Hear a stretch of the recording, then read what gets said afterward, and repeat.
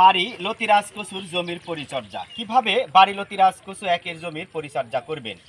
বাড়ি লতিরাজ কচু এক চাষ, বাড়ি লতিরাজ কচু একের অরিজিনাল বীজ। প্রিয় দর্শক, আমরা দেখেন এই যে গাছটা দেখেন, সব গাছে পর্যাপ্ত পরিমাণে লতি এসেছে।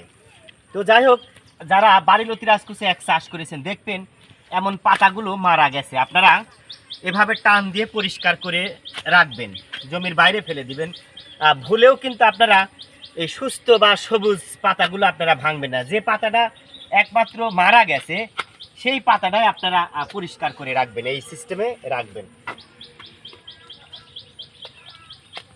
আপনারা চেষ্টা করবেন যারা লতি কাটা শুরু করেছেন 8 থেকে 10 দিন পর পর আপনারা সার প্রয়োগ করবেন। অর্থাৎ যেদিন লতি কাটবেন ওই দিনই আপনারা কিছু পরিমাণে সার দেওয়ার চেষ্টা করবেন। দেখেন যে পাতাগুলো মরে হলুদ হয়ে গেছে, একমাত্র এই পাতাগুলোই আপনারা তুলে ফেলে দিবেন এবং সবসময় আগাছা পরিষ্কার রাখবেন। দেখেন আগাছাগুলো আমার এই জমিতে কিন্তু আগাছা নেই, এই দেখেন অল্প বিস্তার কিন্তু আগাছা রয়েছে। আমরা ইনশাল্লাহ আবার পরিষ্কার করে দেখেন এই পাতাগুলো, যে পাতাগুলো একমাত্র হলুদ হয়েছে, একমাত্র এই পাতাগুলোই আপনারা পরিষ্কার করে বাড়ির জমির বাইরে ফেলে দিবেন। দেখেন ভালো বীজ ভালো ফসল।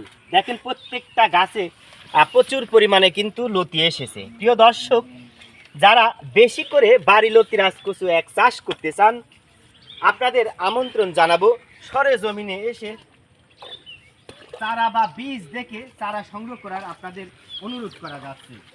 প্রিয় দর্শক, বর্তমানে চাষির চেয়ে ইউটিউবাররা বেশি, বিধা এই চাষে তথ্য বিভাগের সম্ভাবনা রয়েছে। অর্থাৎ আপনারা অরিজিনাল জাত পাওয়ালি সংশয় রয়েছে। তাই যারা অরিজিনাল বাড়ি লতিরাজ কচু একের বীজ, ফুল, পোয়া বা চারা পেতে চান অবশ্যই আমাদের ভিডিও স্ক্রিনে ফোন নাম্বার দেওয়া আছে, আপনারা চাইলে কল দিয়ে চারা সংগ্রহ করতে পারেন অথবা সরেজমিনে এসেও আপনারা এই আমাদের জাতটির বীজ, ফুল, পোয়া বা চারা সংগ্রহ করতে পারেন। দেখেন যে পাতাগুলো হলুদ হয়ে গেছে, একমাত্র এই পাতাগুলো ছাড়া অন্য কোনো পাতা আপনারা গাছ থেকে ছিঁড়বেন না।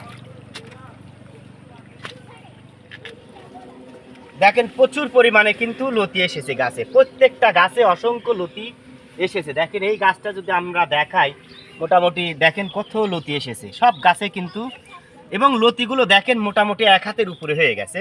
প্রিয় দর্শক, প্রাথমিক পর্যায়ে কিন্তু গাছটা একটু চিকন থাকে, লতিটাও চিকন থাকে, তাই পর্যায়ক্রমে গাছটা মোটা হয়, লতিটাও মোটা হতে থাকে ধীরে ধীরে। দেখেন আমাদের জমি এখানে মোটামুটি